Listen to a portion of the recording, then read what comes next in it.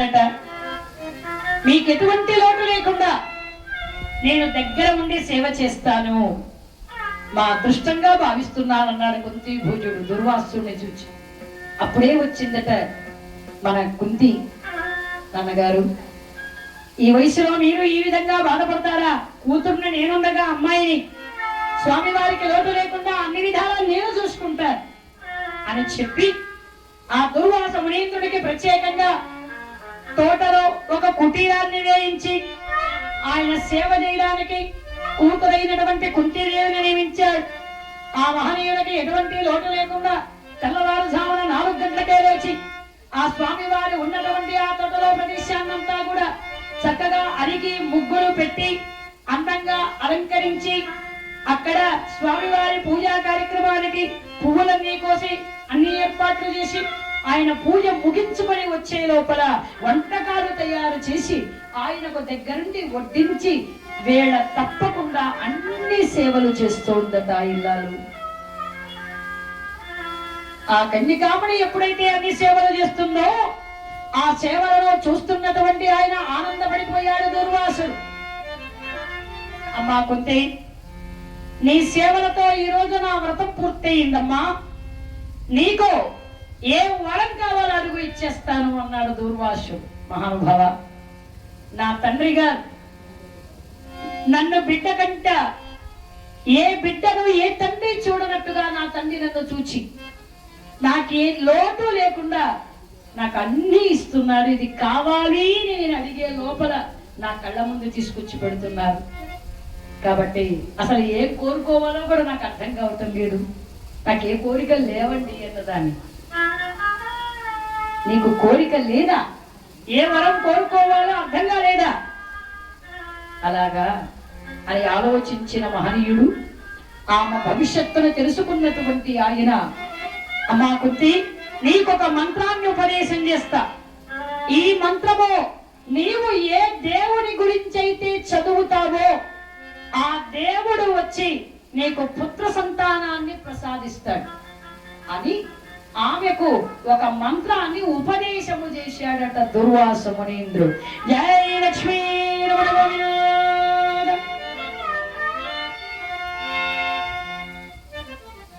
ఆ మంత్రాన్ని ఇచ్చి ఆయన వెళ్ళిపోయాడు. తీసుకున్న ఈమె గమ్మనుంటుందా? మంత్రమేమో ఆయన ఇచ్చాడు, ఇది మధ్యస్తుందా? మంత్రానికి పోయి దేవుళ్ళు దిగి వస్తారా? మంత్రం జరిగితే పిల్లలు పుడతారా? పెళ్ళైతే కదా పిల్లలు పుడతారు, మంత్రం జరిగితే పిల్లలు పుట్టేస్తారా? ఇది నిజంగా జరుగుతుందా లేక జరగదా? వస్తారా రారా? అవునా కాదా? నిజమా లేదా? ఏమి? ఆడవాళ్లకున్న డౌట్లు సందేహాలు ఎవరికి ఉన్నదండి? లేదు. ఎవడైనా షాప్ వాళ్ళు డిస్కౌంట్ ఇచ్చాడు అనుకోండి, ఏదో వాడికి రేట్ పెరగాలి, బాగా జరగాలి అని, ఏం వదినా డిస్కౌంట్ ఇచ్చాడంటే ఇది మంచి చీరలేనా, ఇది ఏమన్నా విశేషం ఉందా, ఇదేమన్నా డూప్లికేటా, లేకపోతే ఏమన్నా పాత చీరలా, అంతకట్టని ఇన్ని డౌట్లు. ఆడవాళ్ళం కదా, జాగ్రత్త కాదు అతి జాగ్రత్త. ఆమెకు సందేహం కలిగింది. ఈ సందేహం అంతా ఎందుకు, ఒక్కసారి పరీక్షిస్తే పోలా ఎలా? ఎవరు చూడకుండా తెల్లవారే గంగానది ఒడ్డుకెళ్ళి అక్కడ పరీక్షిస్తాడు. తెల్లవారుజామున ఎవరికీ తెలియకుండా బంగారు బిందె తీసుకొని నేరుగా గంగానదికి వచ్చేసింది కుంతీదేవి. ఏ దేవుణ్ణి గురించి నేను పిలవాలి?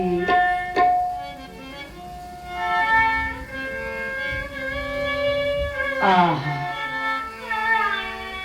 ఎంత అందంగా ఉన్నాడు! ఎన్నడూ పలికించలేదు గాని సూర్యుడు ఎంత మనోహరంగా ఉన్నాడు. చంద్రుడి అందమే అందరికీ తెలుసు, సూర్యుడు కూడా చాలా అందంగా ఉన్నాడు. మరి అంత అందమైన బాలుడు నేను మంత్రము వేసి పిలిస్తే దిగి వస్తాడా? చూసేదగా. దినకరా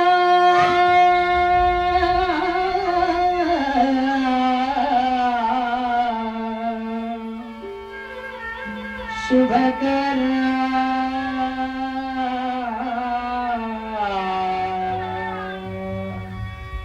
శుభకరా దినకరా శుభకరా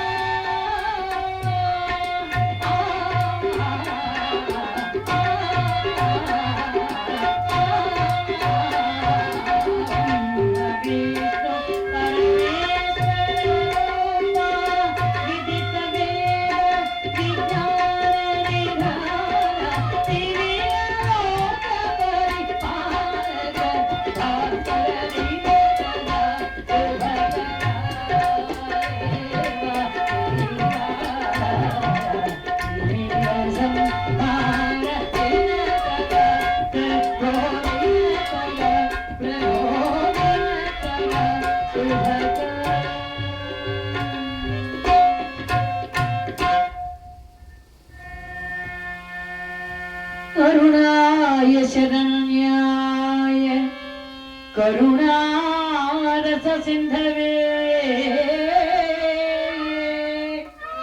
असमान बलाय आतरक्षकाय नमो नमः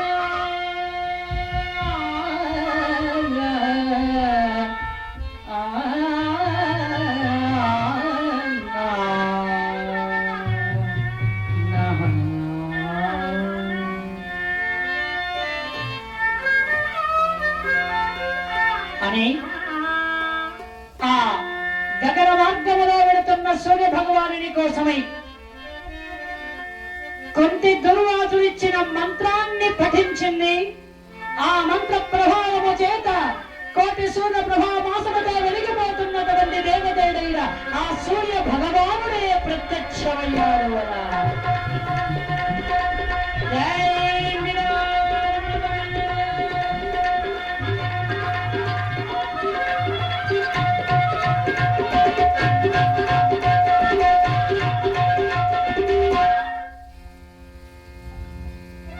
స్వామి, ఎవరు మీరు?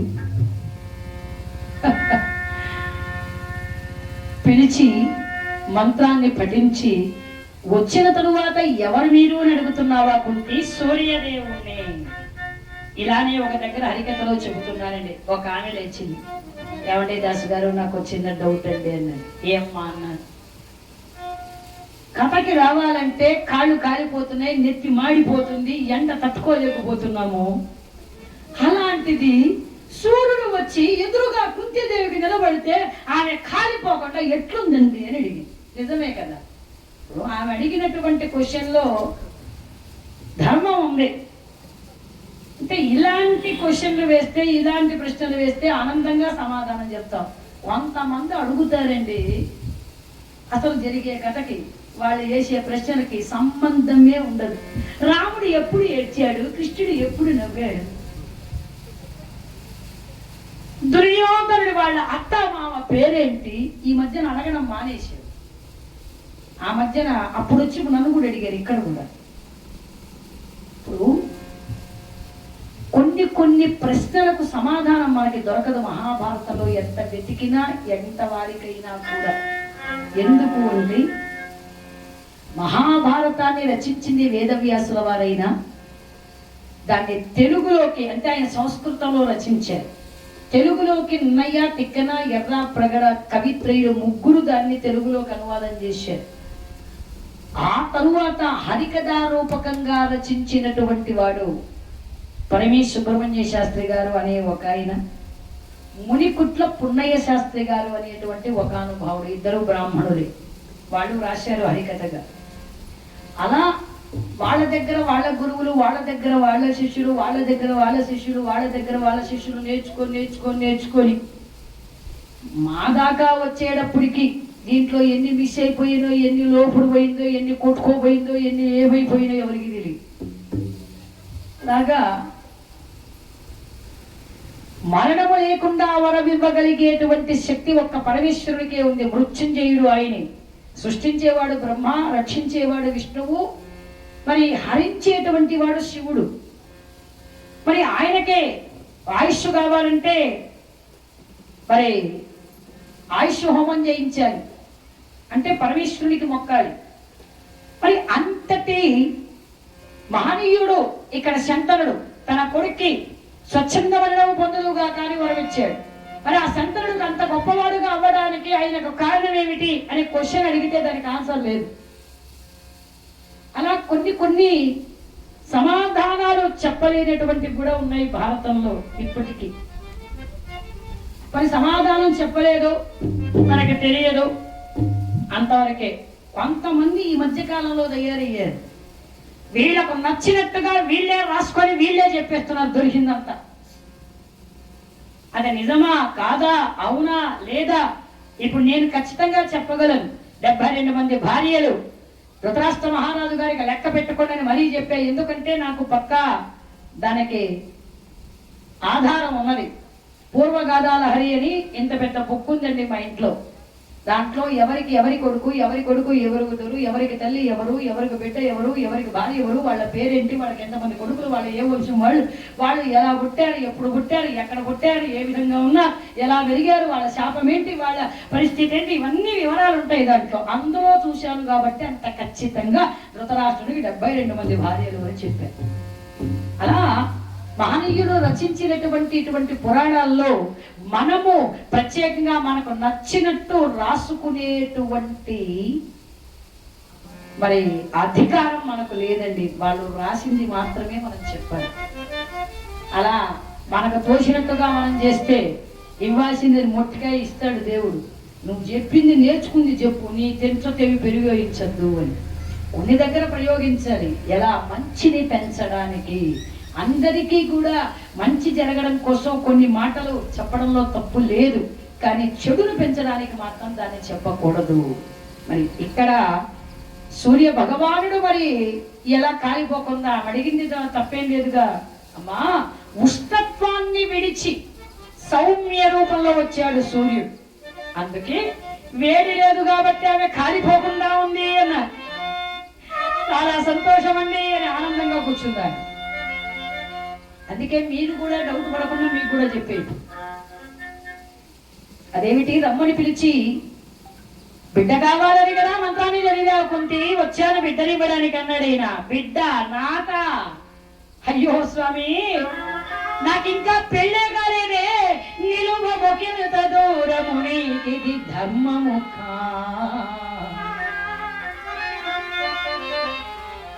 బాల్య చాపల్యమున ముందు రానున్న అపాయమెదలుదక మంత్రపు బిగిన్న నరిచితి తేకువ మాని దయామయుండవై నాకి అలగడివాన్మోయ్. అయ్యయ్యో ఎంత పని అయ్య మహాత్మా చెవినుచువా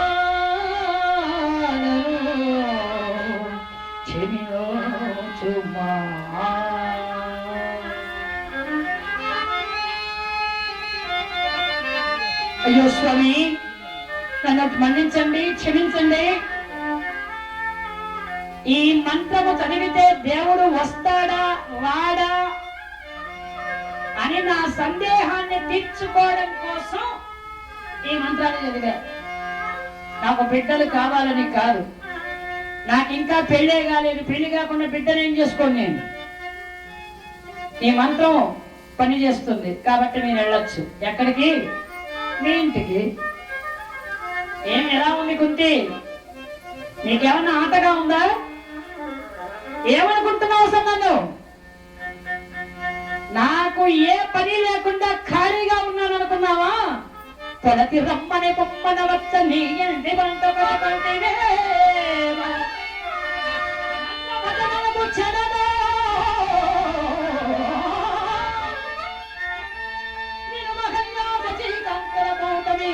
తగడే పరాచరణు సత్యవతిని ఈ రహస్యము ఎవరక ఎరుకని ఎతోడ కాపాడు భావనల్ల నాది యేసుమా సముదయోగము చూయగా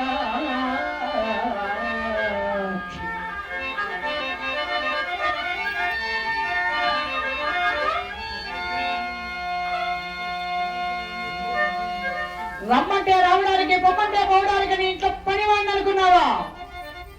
చూడు, వచ్చాను, నీకు బిడ్డని ఇస్తాను. అలా ఇవ్వకపోతే దేవతలలో నాకు అవమానం. స్వామి, స్వామి, ఇది మీకు ధర్మం కాదు. నీ మానవ జాతిదా నీవు బృందారకుడ ఏ రీతిగా తగులంపు ఇందే నిగలదే సర్వజ్ఞ నీ మానవ జాతి దాన నీవో బృందారకుడ ఏ రీతిగా తగులంపు ఇందే నిగలదే సర్వజ్ఞ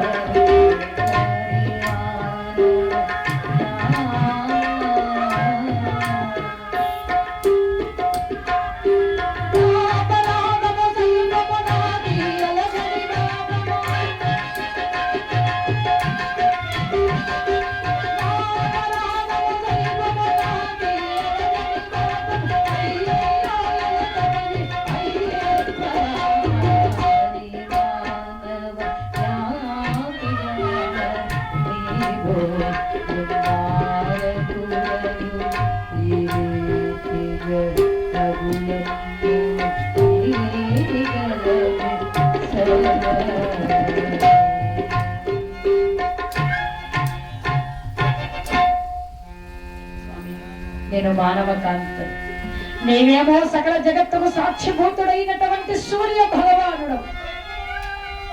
మనకిద్దరికి బిడ్డ పుట్టాడంటే ఈ ప్రపంచం ఎవరైనా నమ్ముతుందా? కుత్తి చెబుతామలో తిరిగి బిడ్డను కన్నది అని నా పైన నింద వేస్తారు. స్వామి, సూర్యదేవా దయామయా, నన్ను కరుణించవయ్యా. కుత్తి, నేనేం విచారించకు, నీ కన్యత్వము చెరకుండా నీకు బిడ్డనిస్తా. ఈ రహస్యము నీకు నాకు తప్ప ఎవ్వరికీ తెలియకుండా కాపాడుతా.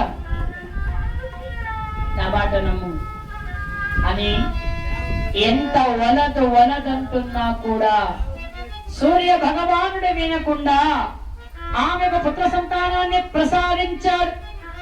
9 ఘడియలలో గర్భవతి అయినటువంటి కుంతీదేవి, కోటి సూర్య ప్రభావానైనటువంటి వాడు, సహజ కవచ కుండలములు కలిగిన వాడు, ఒక్క కుమారుని కన్నగతల కుంతీదేవి. జై ఇందిరా రమణ గోవింద, జై లక్ష్మీ రమణ గోవింద, ఏడుకొండల వాడ వెంకట రమణ గోవింద.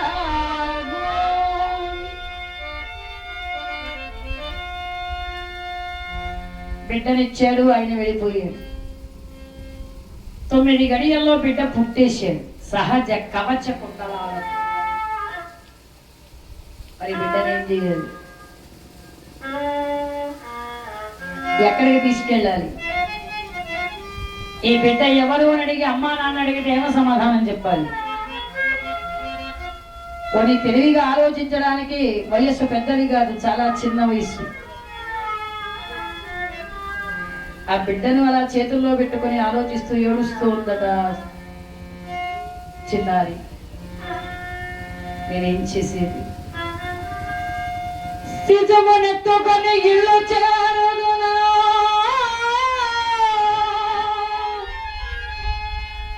తనితరులు అన్యదాతలంతురే,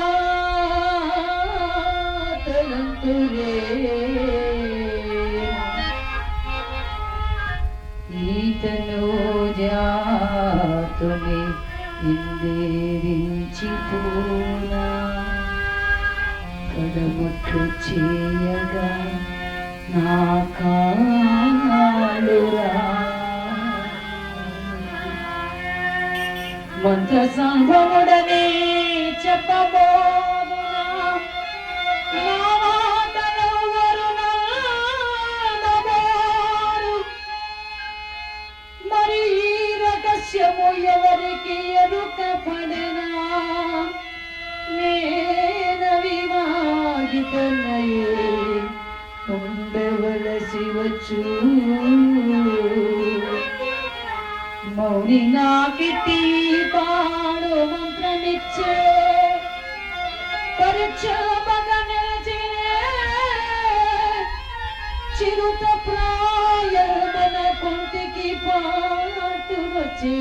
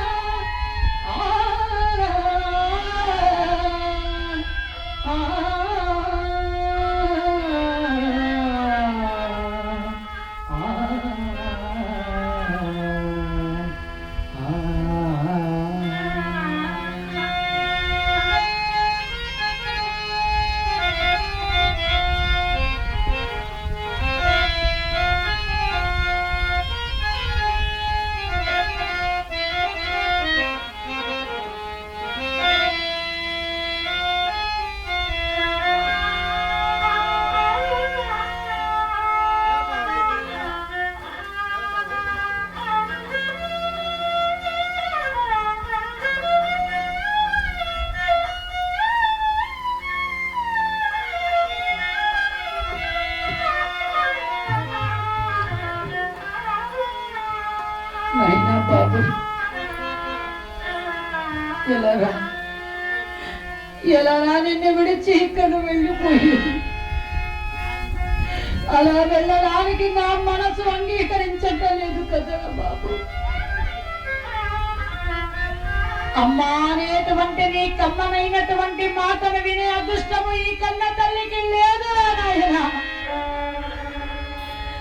ముద్దులకేటువంటి నీ బంగారు మోమను చూడగలిగేటువంటి దురదృష్టము తల్లిని నేను. ఇటువంటి తల్లి ఏ బిడ్డకు ఉండకూడదు నాయనా. ఇప్పుడు నేనేం చెయ్యాలి, ఎలా చెయ్యాలి? లేదు, నా బిడ్డను నేను విడిచిపెట్టి వెళ్ళలేను, నా చిట్టి తండ్రిని నేను విడిచిపెట్టి వెళ్ళలేను. నాతో పాటుగా తీసుకెళ్తాను. ఏమైనా సరే నన్ను కొట్టినా, తిట్టినా, చంపినా, నన్ను నిలువునా చీల్చినా నా బిడ్డను నేను విడిచి వెళ్ళను రానైనా అని ఆ బిడ్డను ఎత్తుకొని 2 అడుగులు వేసింది. వెళ్ళగానే అమ్మా కుంతి, ఎవరి బిడ్డమ్మా అని నా తండ్రి అడిగితే నేను ఏమని సమాధానం చెప్పాలి? నాన్న, దూర్వాసుల వారు నన్ను మెచ్చి మంత్రాన్ని ఇచ్చారు. ఆ మంత్రాన్ని చదివితే దేవుని వలన పుత్ర సంతానం కలుగుతుంది. పరీక్షించడానికి వెళ్ళి సూర్యుని కోసం మంత్రం చదివాను. ఆ సూర్య భగవానుడే నాకు బిడ్డనిచ్చాడు అని నేను చెబితే నా తండ్రి నమ్ముతాడు, కానీ లోకం నమ్ముతుందా? కుంతి చెడు దారులలో తిరిగి బిడ్డను కన్నది ఛీ ఛీ అని చీకొడతాడు. సంతతే లేని చింతిల్లేటువంటి నా తండ్రి దత్తపుత్రికగా నన్ను తీసుకొని ప్రేమనంతా నాకే పంచి తన ప్రేమను నా పైన ఉంచి ఎంతో నమ్మకంతో నన్ను ప్రాణాతి ప్రాణంగా పెంచి ఇంత దాన్ని చేస్తే చివరికి ఈ కూతురి వలన వారి వంశమంతా తరతరాలు అపకీర్తి పాలు చేయడానికి అర్హత నాకున్నదా? లేదు. అలా జరగడానికి వీల్లేదు. అలా జరగడానికి వీల్లేదు. మరి ఈ బిడ్డనేం చేయాలి? ఒక్కటే మార్గం. తొందరపడి తప్పుగా ఈ మంత్రాన్ని చదివి ఇంతటి కార్యాన్ని చేసినటువంటి నా తప్పుకు నేనే ఫలితాన్ని అనుభవించాను.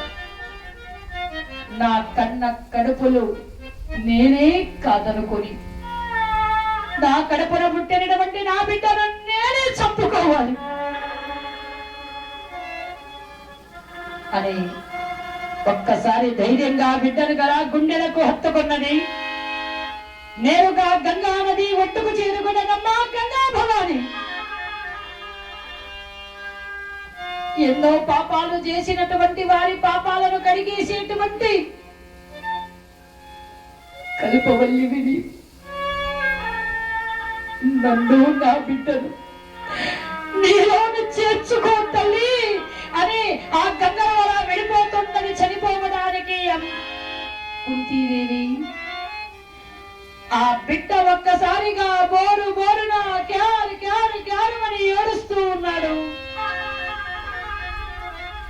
బాబా అని ఒక్కసారి గుండెలకు హత్తుకున్నది. గభాలన నదిలో నుంచి మళ్ళీ బయటికి వచ్చేసింది. ఇక దేవి దారి అనే లోపల గంగా నదిలో ఒక బంగారు పెట్టె కొట్టుకుని వస్తూ ఉన్నది. అది చూచిన్నదట కుంతి. భగవంతుడు నాకు ఈ విధంగా అవకాశాన్ని ఇచ్చాడు అని ఆ పెట్టెను తీసుకుని వచ్చి దాని మూత తెరిచి చూస్తే ఏమీ లేదు, ఖాళీగా ఉంది. ఒక్క ధైర్యం వచ్చింది, నా బిడ్డని ఎలాగైనా దక్కించవచ్చు, నా తల్లిదండ్రుల పరువు నిలపవచ్చు అని ఆ పక్క తోటలో ఉండేటువంటి చిగురాకులన్నీ కోసుకుని వచ్చి ఆ పెట్టె నిండా వేసింది. తన పట్టు పీతాంబరమైన బయట చెరువు చింపి ఆ ఆకుల పైన పక్కగా వేసింది. తన చిట్టి తండ్రికి ఎక్కడ ఒత్తుకుంటుందేమో అని అలా చేత్తో ఒత్తి చూచింది. ఆ తరువాత తన ఒంటి మీద ఉండేటువంటి వజ్రపు బంగారు నగలన్నీ కూడా పెట్టె లోపల అలా పరచింది. తన పొత్తిళ్లలో ఉన్నటువంటి బిడ్డలు అలా చేతులతో ముద్దాడుతోంది. నాయనా బాబు, ఏ జన్మలో ఏ తల్లికి ఏ బిడ్డకు నేను దూరం చేశాను, ఈ జన్మలో నీవు నాకు దూరం అవుతున్నావు నాయనా, నన్ను క్షమిస్తావు కదూ అని ఆ బిడ్డను అలానే తీసి పెట్టెలో పనుండబెట్టింది. తల్లి స్వరస తగలకపోయేసరికి ఒక్కసారి గుక్క బట్టి పోనా ఏడుస్తున్నాడు ఆ బిడ్డ. బాబో అని మళ్ళీ గుండెల కత్తుకుని ఏడవబాకుము ఏడవబాకుమోయి తండ్రి,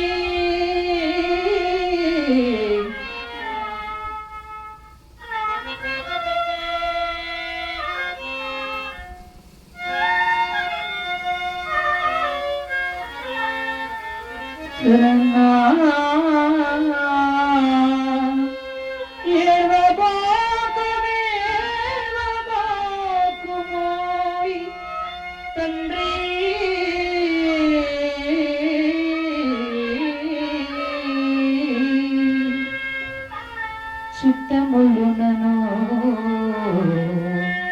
కుట్టి తిట్టి సరివారులలోన వెలిబెట్టిగని నిన్ను ఇలా చెగిపోను ఎన్ని నోములు నోచినా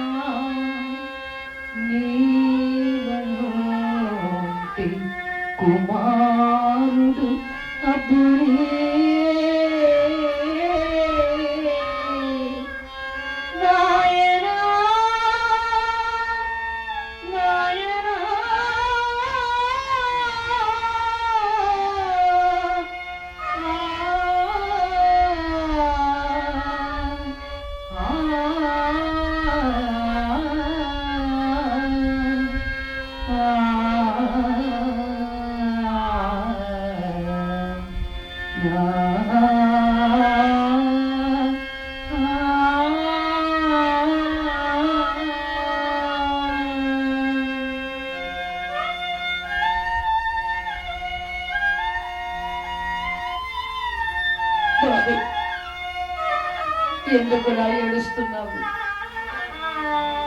నిన్ను విడిచిపెట్టుతున్నానా? ఈ తల్లి నుంచి ఈ బిడ్డను వేరు చేస్తున్నానని బాధపడి ఏడుస్తున్నావా? అమ్మ కోసము నాయనా. నీ తల్లి అదృష్టవంతురాలు కాదురా, దురదృష్టవంతురాలు నాయనా. నిన్ను ఎక్కడైనా ఏ తల్లి వద్దకైనా చేరిస్తే నీకంత బాధపోతు, నీకు ఆయువు తీరుస్తుంది కదరా బాబు. అందుకే నిన్ను నేను నా చేతులా దూరం చేసుకుంటున్నాను. నా వంటి రక్కసి ప్రపంచంలో ఎవ్వరూ ఉండరు కదా. కడకు రక్కసి కరుణాకోటి కఠిన లాలు కరా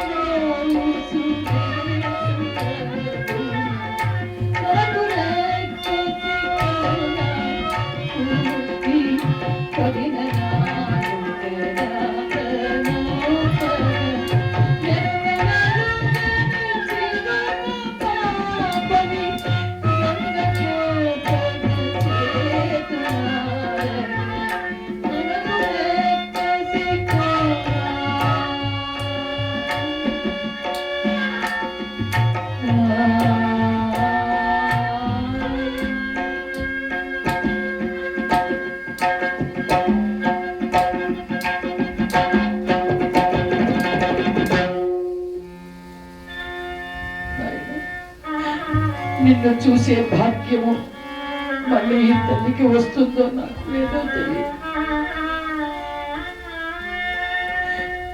ముద్దులకుతో అమ్మా అమ్మా అంటూ నీవు కాలి ఎందరు చప్పడి చేస్తూ తప్పటడుగులతో వచ్చి నన్ను అక్కున చేర్చుకునేటువంటి నా చిట్టి తండ్రిని నేను ఇక చూడలేదు.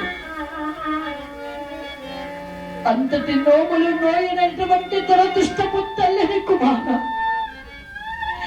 నా వంటి రాక్షసి ఈ ప్రపంచంలో ఎక్కడ ఉండదు. కన్న బిడ్డను కసాయి దానిలాగా నాకు నేనే శిక్ష విధించుకొని దూరము చేసుకుంటున్నా. కానీ నా కోసమై నా జీవితాన్ని ఆనందమయం చెయ్యాలనుకొని నన్ను పెంచి పెద్ద చేసినటువంటి నా తల్లిదండ్రులకు అపకీర్తి రాకూడదనే ఈ బాధను, ఈ వేదనను నేను భరిస్తున్నాను. మన జన్మంటూ ఉంటే నిన్ను నేను రుణము తీర్చుకోగలుగుతాను. నాయన నన్ను మన్నిస్తావు కదూ, ఈ అమ్మను క్షమిస్తావు కదూ అని విడువలేక ఆ బిడ్డను అలా పెట్టెలో పరుండబెట్టి అలా పెట్టె మూత మూసింది. ఆ పెట్టెను అలా చేత్తో తీసుకొని నేరుగా అలా గంగా నదీ తీరానికి వచ్చినది. అమ్మ గంగా భవాని, నా కన్న కడుపుని నీ కడుపులో ఉంచుతున్నా. ఏ అమ్మ చేతికైనా నా బిడ్డను చేర్చి నా బిడ్డకు ఆయువు పోయింది అని ఆ వేదనతో దుఃఖంతో అవిసిపోయినటువంటి ఆ గుండెలతో గుండె నీరు కారుస్తున్నటువంటి ఆ తల్లి వేదన ఆవేదనతో ఆ బిడ్డను అలానే అలా విడిచిపెట్టింది. గంగా నదిలో గంగ నీటి అలలలో అలా అలా అలా కొట్టుకొని వెళ్ళిపోతున్నటువంటి ఆ బిడ్డను చూసినది. బాబు, కుమార, నాయనా, బాబు, బాబు అని అలానే మోర్చిపోయిందట తల్లి.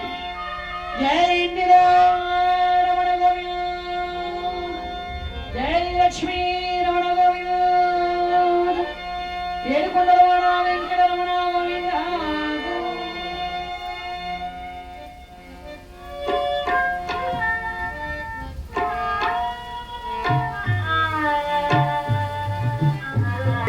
అనుబంధం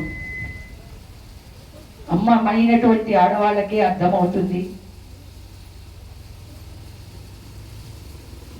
ఒక ఆడది తన బిడ్డను తనకు తానుగా దూరం కలిగింది అంటే ఆ వేదన ఆవేదన అది ఎంత భయంకరమైనటువంటిదో అది అమ్మైనటువంటి ఆడదానికి అర్థమవుతుంది. మరి ఈ కథా అంశంలో మా జమునమ్మ గారికి మరి అమ్మగారు గుర్తొచ్చారు. ఇప్పుడు నేను చెప్పగలిగేటువంటి కథకు ఒక సార్థకత. ఎందుకంటే నేర్చుకొని కథ చెప్పడం కాదు, ఎదుటి వారికి కన్నీరు తెప్పించి ఆ కథని వినేటట్టుగా చేయగలిగినప్పుడే ఆ కళాకారునికి విద్యకు పరమార్థం అనిపిస్తుంది. అలాగా అమ్మ అనేటువంటిది ఒక కమ్మనైనటువంటి మాటే కాదు, అమ్మకు మించినటువంటి దైవం లేదు. అలా మా తల్లిగారు నేను 1.5 సంవత్సరం వయసులో ఉన్నప్పుడు కాలం చేసింది మా అమ్మ.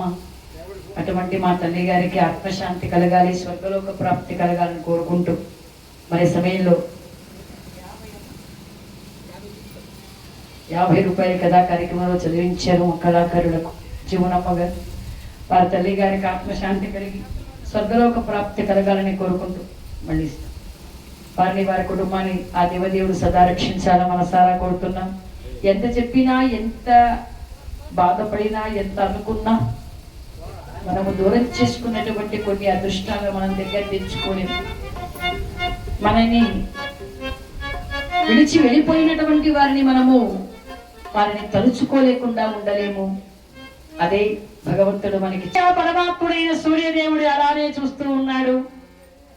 ఆ బిడ్డను అలా అప్పగించింది గంగా భవానికి. నీటి అలంలో కట్టుబడి వెళ్ళిపోతున్నదట. ఆ బంగారు పెట్టి అలా అలా అలా తిరిగాడుతుంది. చాలా దూరం వచ్చేసింది ఆ బంగారు పెట్టె. సూర్య భగవానునికి మహాభక్తుడైనటువంటి వాడు అతిరథుడు అనేటువంటి సూతుడు. ధృతరాష్ట్ర మహారాజు గారికి రథము తోలేవాడు ఆయన.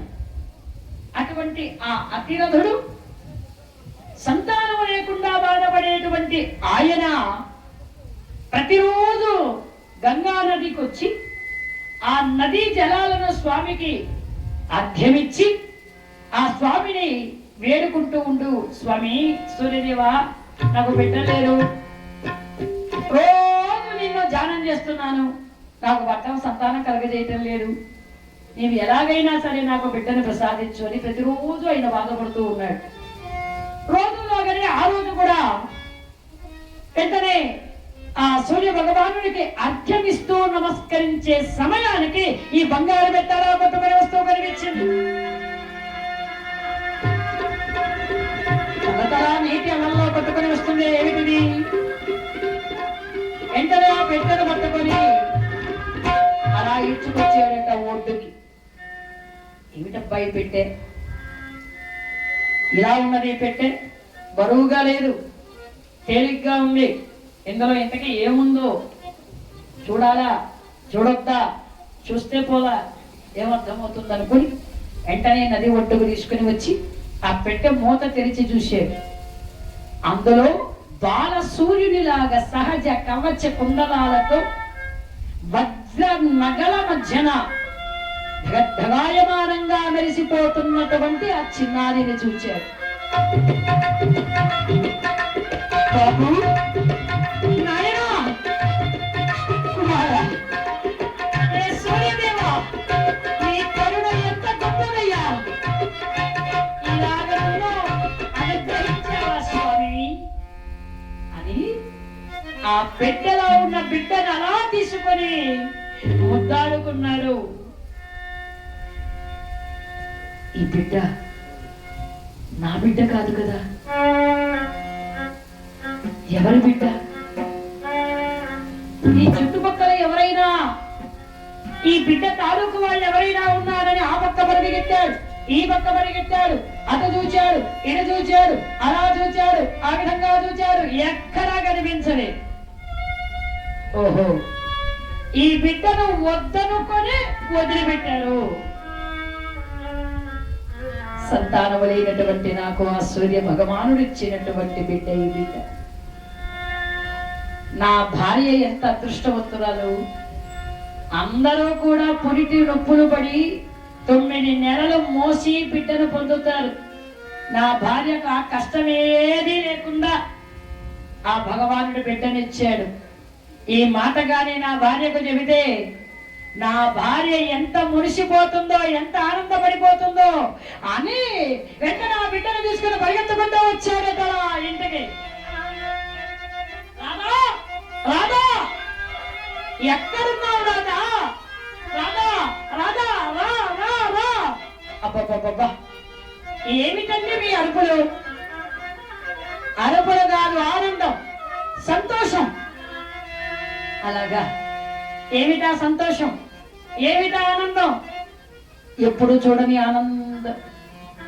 ఆ బిడ్డ ఎవరి బిడ్డ? ఎవరి బిడ్డ? ఏమిటి? మన బిడ్డే. స్వామి, వద్దు స్వామి, ప్రతిరోజు బిడ్డల కోసం ఏడుస్తున్నానని నా బాధ చూడలేక ఏ తల్లి కన్న బిడ్డనో తీసుకుని వచ్చి నా చేతుల్లో పెడితే నేను సంతోషించలేదు. ఆ బిడ్డ కోసం ఆ తల్లి ఎంత ఏడుస్తోందో, ఎంత తల్లడిల్లిపోతుందో. వద్దు, వెంటనే తీసుకుని ఇచ్చేయండి ఆ బిడ్డను.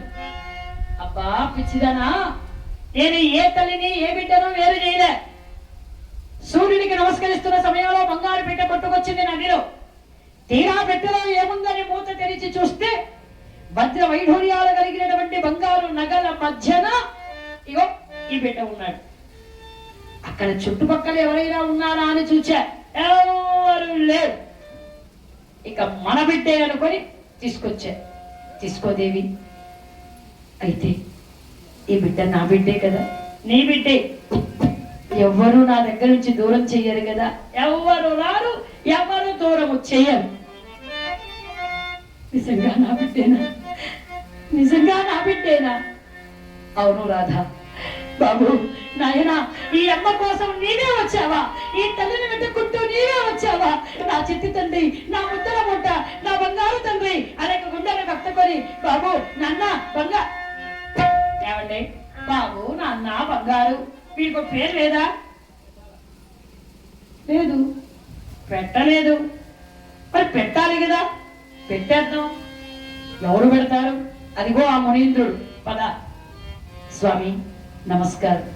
ఏంటైనా మాకు ఈ బిడ్డ దొరికాడండి, మేము పెంచుకోవాలనుకుంటున్నాం. మరి మా బిడ్డకు పేరు పెట్టండి స్వామి. సహజ కవచ కుండలాలతో ఉన్నాడు కాబట్టి కర్ణుడు. కర్ణుడు బాగుంది స్వామి. బంగారంతో పాటుగా దొరికాడు. అవునా, ఇంకా రాలేదే అనుకుని వచ్చావా? Very good. బంగారంతో పాటుగా దొరికాడు కాబట్టి వసుసేనుడు.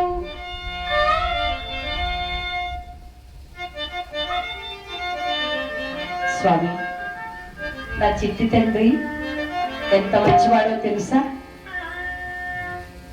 అంటూ ఉండగా ఇలా చెయ్యి చూపించిన మునీంద్రుడికి ఆ పెట్టెలో పరుండబెట్టినప్పుడు బంగారు నగల చుట్టూ వేసింది కదా కుంతీదేవి.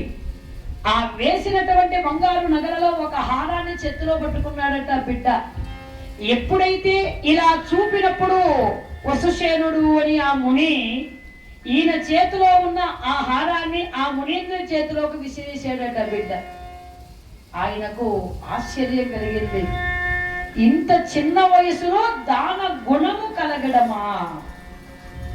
ఇది నిజంగా చాలా చాలా గొప్ప విషయము అమ్మా. వీరములో సూరములో ఈతనికి మించిన వారు లేక దాన వీర సూర కర్ణుడు అని విలంబడుతారు గాక అని ఆశీర్వదించారు. దాన వీర సూర కర్ణ, నా బిడ్డ అంత గొప్పవాడవుతాడా? అవునమ్మా. ఈ తల్లి నేను కనదో, నేను నీ తల్లి పైన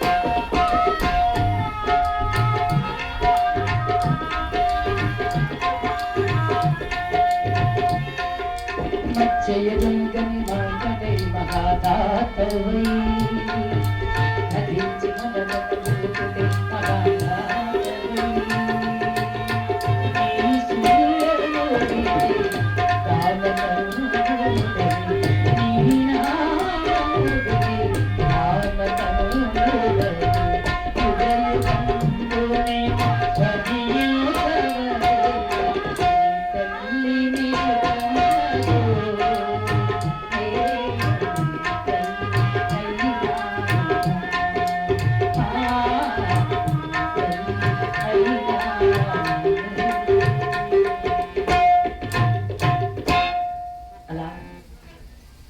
రోజు రోజుకి ఆనందముతో అక్కున తెచ్చుకుని ఆ బిడ్డను అలా ముద్దుగా పెంచుతోన్నదట రాధాదేవి.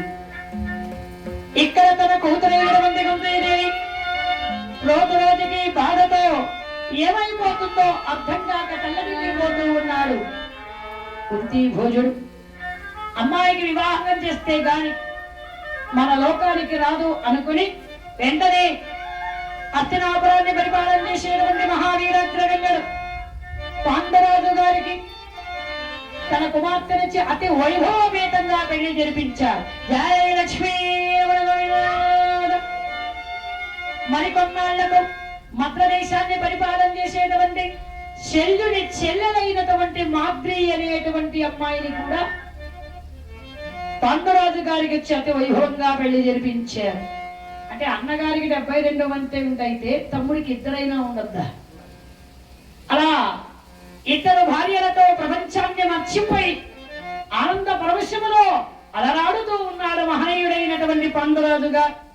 ఒకరాన రోజున ఆ మహానుభావుడు ఆనందముతో వేటాడాలని సిద్ధించుకొని మరి వేటాడడానికి బయలుదేరి వచ్చాడు. అలా అదే సమయంలో కిందముడు అనేటువంటి మహర్షి, ఆయన భార్య చండాంబిక,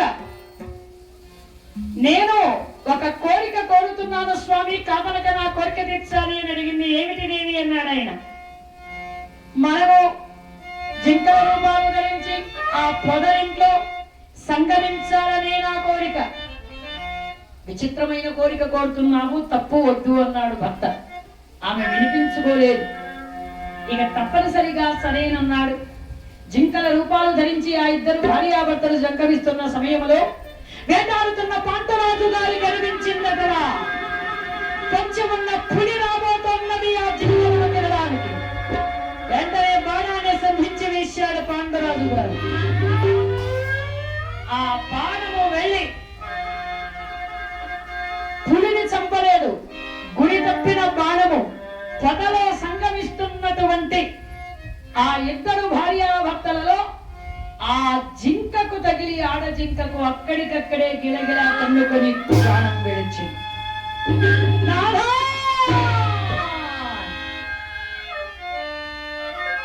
సంగమించే సమయంలో తన భార్యను నిర్దాక్షిణ్యంగా చంపేసిన అతని పైన కోపం వచ్చిందట స్వామికి. సతీ సంగమ సమయంలో నా భార్యను శాశ్వతంగా దూరము చేశావు కాబట్టి సతీ సంగమాన్ని కోరితే నీవు తలపగిడి మననెంతోగాగా శపించావు. ఆ శాపాన్ని విన్నాడట పాండురాజు గారు. ఎంత దారుణం జరిగిపోయిందని పరిగెత్తుకుంటూ వచ్చి ఆ మునీంద్రుడి పాదాల మీద పడి వేడుకున్నాడు. స్వామి, పొరపాటు జరిగిపోయింది, నన్ను మన్నించండి. నేను హస్తినాపురాన్ని పరిపాలన చేసేటువంటి మహారాజు గారిని, నా పేరు పాండురాజు. ఆయన నీ గురించి, నీ గొప్పతనం గురించి నేను విన్నాను, కానీ నేనేమీ చెయ్యలేను, విధిని అనుభవించక తప్పదు, కానీ భగవంతుని అనుగ్రహం నీకు కలుగుతుంది అని చెప్పడంతో భటులారా, శాపగ్రస్తుడైనటువంటి నేను మళ్ళీ హస్తినాపురములో అడుగు పెట్టలేదు. దేవేరులారా, నేను బయలుదేరంటే వెళ్ళండి అని చెప్పాడు. మీరు లేకపోతే మేము ఎక్కడికి వెళ్ళలేము, మీతో పాటే మేముంటామన్నారు ఇద్దరు కూడా, కుంతి మాత్రి. ఇక ఏమీ చెయ్యలేక పాండురాజు గారు ఇద్దరు భార్యల వెంట పెట్టుకొని శతశృంఖ పర్వతము దగ్గరికి చేరుకొని ముని వృత్తి చేత బ్రహ్మచర్య వ్రతంతో అక్కడ కాలం గడుపుతూ ఉన్నాడు. మరి ఈనాటి కథ ఇక్కడ దాకా ముగించి రేపు మర్చిపోకుండా అందరూ చక్కెర తీసుకురండి. ఎందుకంటే రేపు పాండవ జననం